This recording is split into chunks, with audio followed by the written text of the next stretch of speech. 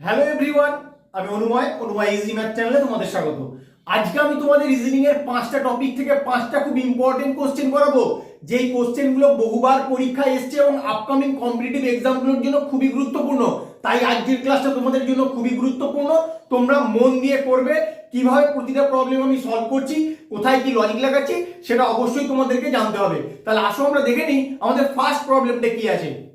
এরকম একটা ফিগার দিয়ে বলে দিয়েছে এখানে কতগুলো ট্রায়াঙ্গেল আছে তোমাকে খুঁজে বের করতে হবে।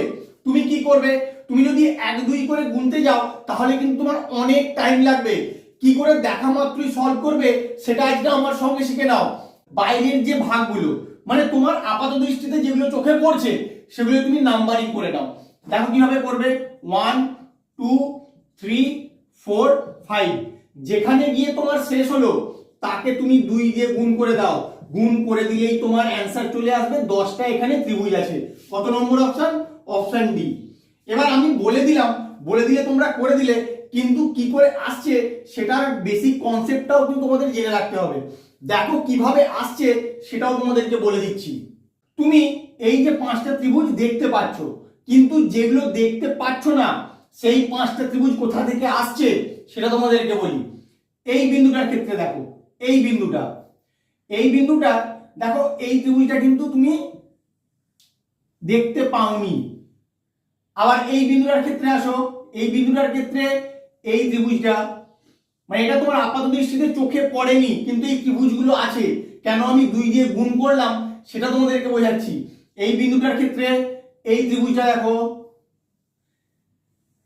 এই বিন্দুটার ক্ষেত্রে এই ত্রিভুজটা, আর এই বিন্দুটার ক্ষেত্রে এই ত্রিভুজটা।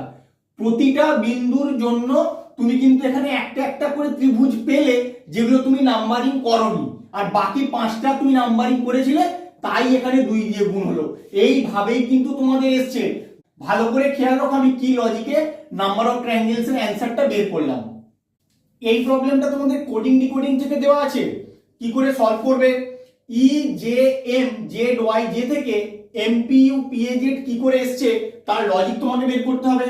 এখানে অ্যালফাবেটের নাম্বারগুলো লিখে তোমার কোনো লাভ হবে না। তুমি এই যে যেটা দেওয়া আছে সেটা ঠিক এর নিচে লিখে দাও, ওখান থেকে দেখো কি লজিক বেরোয়। আসলে লিখে নেই M P U P A Z. আমি এটাকে দুটো ভাগে ভাগ করে নিলাম, করলে অনেক সুবিধা হবে, তোমরা দেখেই বুঝতে পারবে। দেখো এখানে এম ছিল, এখানে এম হয়েছে, এখানে জেড ছিল, এখানে জেড হয়েছে। তাহলে এটার ক্ষেত্রেও আসো, টেম্পলটা আমি দুটো ভাগে ভাগ করে নিচ্ছি। ভাগ করে নিয়ে এখানে এম ছিল, তাহলে এখানে এম হওয়া উচিত, আর এখানে পি ছিল, এই পিটা লাস্টে গিয়ে এখানে পি হওয়া উচিত। এবার অপশনের দিকে তাকাও, অপশনে এম তো তোমার আছে 3টে অপশনের ফার্স্টে, কিন্তু পি একটা অপশনেও নেই। তাহলে কি তোমার প্রবলেম ভুল আছে? প্রবলেম ভুল নেই। এইরকম প্রবলেমও কিন্তু তোমাদের পরীক্ষায় আসে। তোমাকে এখানে রিভার্স কোডিং এর কনসেপ্ট কাজে লাগাতে হবে, বা রিভার্স কোডিং এর কনসেপ্টটা কি করে লাগাবে সেটা আমার সঙ্গে শিখে নাও। রিভার্স কোডিং করার জন্য তুমি অ্যালফাবেট গুলো এই অর্ডারে লিখবে, আমি যেভাবে লিখছি A B C D E F G H I J K L M, এইখানে থেমে যাবে। এবার এম এর নিচ থেকে লিখবে N O P Q R S T U V W X Y Z. ব্যাস, তোমার কিন্তু রিভার্স কোডিং লেখা হয়ে গেছে। এর রিভার্সে জেড, বি এর রিভার্সে ওয়াই, এইভাবে লিখলে তোমাকে আর অত ভাবতে হবে না, প্রত্যেকটা রিভার্স কোডিং তুমি পেয়ে যাবে প্রতিটা অ্যালফাবেটের। এম থেকে তাহলে এমটা কি করে হয়েছে, দেখো এম এর রিভার্সে কে আছে, এম এর রিভার্সে আছে এন। আর এম থেকে যদি -1 করে দাও তাহলেই কিন্তু এম হয়। তাহলে এম থেকে এম হলো। একই রকম ভাবে এই এম থেকেও তুমি এমটা পাবে, ফার্স্টে তোমার এম হচ্ছে। তাহলে এখানে জেড থেকে জেডটাও সেম লজিক এসছে। কি রকম, জেড এর রিভার্স কোডিং এ কি আছে, রিভার্স কোডিং এ আছে এ, এবার এ থেকে যদি তুমি -1 করো তাহলে তোমার জেড হয়। এবার এটার ক্ষেত্রে আসো, পি থেকে কি আসবে, পি এর রিভার্সে কি আছে দেখো, পি এর রিভার্সে আছে কে। এবার কে থেকে -1 করলে কি হয়, জে হয়। তাহলে এখানে কি হবে, পি হবে না, এখানে হবে জে। এবার অপশনের দিকে তাকাও, তোমার কিন্তু দুটো অপশনে জে আছে, তাহলে এই দুটোর মধ্যে কোনটা হবে সেটা তোমাকে বের করতে হবে। একই রকম ভাবে দেখো, ইটা এখানে কি হয়েছে, ইউ হয়েছে। এবার ই এর রিভার্সে কি আছে আগে দেখো, ই এর রিভার্সে আছে কত, ভি, ই এর রিভার্সে ভি। বাট ভি থেকে যদি -1 করো কত হবে, ভি থেকে -1 করলে কিন্তু তোমার ইউ হয়ে যায়। সেম লজিকটা এদিকে লাগাও, টি টি থেকে এখানে রিভার্সে কি হয় দেখো, টি এর রিভার্সে কি আছে, টি এর রিভার্সে আছে জি, বা জি থেকে যদি -1 করো কি হয়, জি থেকে -1 করলে তোমার এফ হয়, তাহলে এখানে তোমার এফ হয়ে গেল। এরপরে ই থেকে এখানে কি আসবে সেটাও তোমাকে বের করতে হবে, ই এর রিভার্সে আছে ভি, ভি থেকে -1 করলে কত হচ্ছে ইউ, তাহলে এখানে হয়ে যাবে তোমার ইউ, এম ইউ এফ। তাহলে এখানে যে দুটো অ্যালফাবেট হবে সেটা না বের করেই আমি দেখি অপশনের মধ্যে পাওয়া যায় কিনা। দেখো এম ইউ এফ এখানেও আছে, এম ইউ এফ এখানেও আছে, তাহলে এখানে খুঁজে পাওয়া যাচ্ছে না, তাহলে তোমাকে আরো ওই দুটো অ্যালফাবেট বের করতে হবে। তাহলে একই রকম ভাবে ই থেকে এখানে কি হবে, ই থেকে যেমন এখানে ইউ পেয়েছো সেম লজিকে এখানেও ইউ পেয়ে যাবে। এল এর অপোজিটে কি হবে বের করলেই কিন্তু তুমি তোমার অ্যানসারটা খুঁজে পেয়ে যাবে।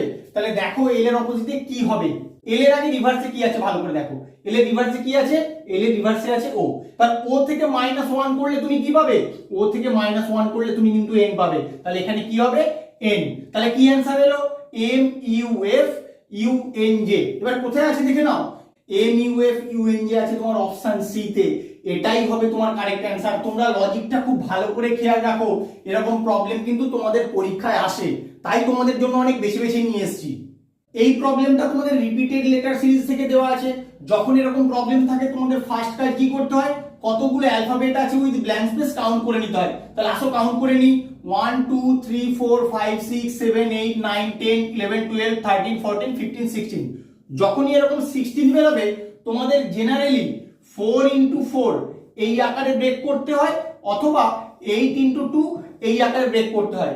এই আকারে ব্রেক করলেই তোমাদের হয়ে যায় 4 into 4 মানে 4টে করে লেটারের 4টে সিরিজ বানাতে হয়। তাহলে আসো আমি ওইভাবে বানিয়ে দেখি, 1 2 3 4 1 2 3 4 1 2 3 4 1 2 3 4।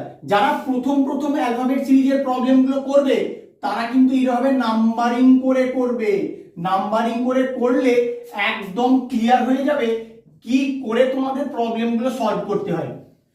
আর কিচ্ছু দেখার দরকার নেই, যেখানে যেখানে দেখবে সেম নাম্বার আছে সেখানে যে অ্যালফাবেটটা আছে প্রতিটা নাম্বারে কিন্তু ওই অ্যালফাবেটটাই বসবে, শুধু বসিয়ে দাও তাহলেই দেখো তোমার অ্যান্সার চলে আসবে। এখানে 1 নম্বর প্লেসে কি আছে এম, এখানেও দেখো 1 নম্বর প্লেসে এম আছে, তাহলে যেখানে যেখানে 1 নম্বর প্লেস আছে ওখানে ওখানে এম বসিয়ে দাও। এরপরে 2 নম্বর প্লেস এখানে ও, এখানে ও, এখানে ব্ল্যাঙ্ক, এখানে ও বসিয়ে দাও, এখানে ও আছে।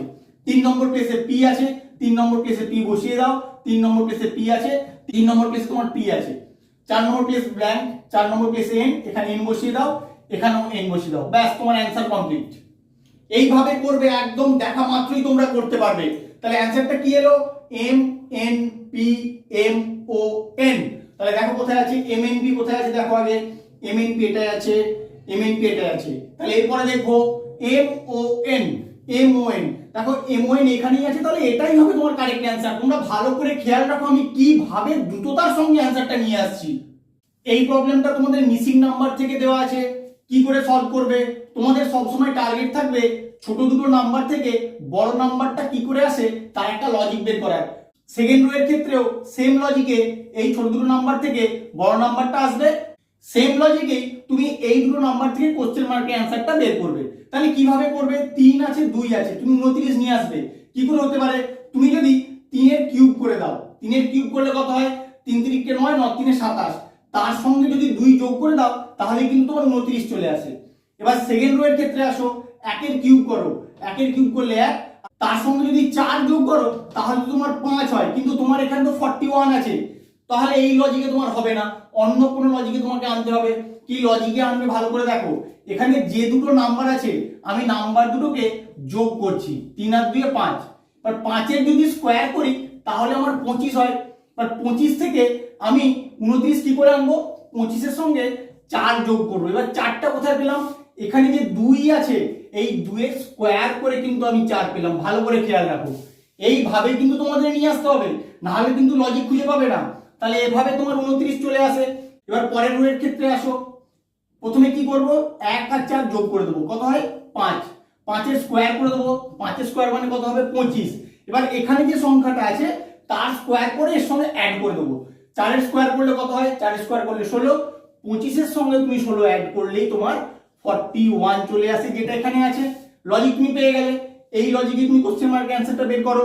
4 আর 3 অ্যাড করে দাও, 4 আর 3 অ্যাড করলে 7, 7 স্কোয়ার করো, 7 স্কোয়ার করলে 49। বাট এখানে যে সংখ্যাটা আছে তার স্কোয়ার করে এর সঙ্গে অ্যাড করে দাও, 49 আর 9 যোগ করলে হয়ে যাবে 58। কত নম্বর অপশন? অপশন সি হবে তোমার এখানে কারেক্ট অ্যান্সার। ভালো করে লজিকটা তোমরা খেয়াল রাখো। এই প্রবলেমটা কি বলেছে দেখো তোমাদের, if today is Thursday then what will be the day after 59 days. এরকম যখন প্রবলেম থাকবে তোমরা কি করবে, আমরা জানি এক সপ্তাহ সমান 7 দিন, 7 দিয়ে যে দিনটা দেওয়া থাকবে যতগুলো দিন সেটাকে তুমি ভাগ করে দেবে। ভাগ করো, কত হয়? 7 আসতে 56। রিমাইন্ডার কত থাকে? 3 যখন তোমার ভাগশেষ থাকলো এখানে যে দিনটা দেওয়া আছে তার ঠিক 3 দিন পরে, থার্সডে পরে কি হবে? Friday, Saturday, Sunday. সানডে হবে তোমার এখানে অ্যান্সার। ভালো করে খেয়াল রাখো, যেটা রিমাইন্ডার তার সঙ্গে শুধু সেটা অ্যাড করে দিলেই সানডে হবে তোমার দিনটা। সানডে দেখো কত নম্বর অপশনে আছে? সানডে আছে অপশন সি তে। এটাই হবে তোমার কারেক্ট অ্যান্সার। আর এই প্রবলেমগুলো এইভাবেই তোমার সলভ করতে হয়। আমার ভিডিওটা কেমন লাগলো তোমরা অবশ্যই কমেন্ট করে জানিও। বন্ধুদের সঙ্গে বেশি বেশি করে শেয়ার করো, তারাও যেন এই লজিকগুলো সম্বন্ধে জানতে পারে। এবং এরকম নতুন নতুন লজিক শেখার জন্য অবশ্যই আমার চ্যানেলটাকে সাবস্ক্রাইব করো। Thank you.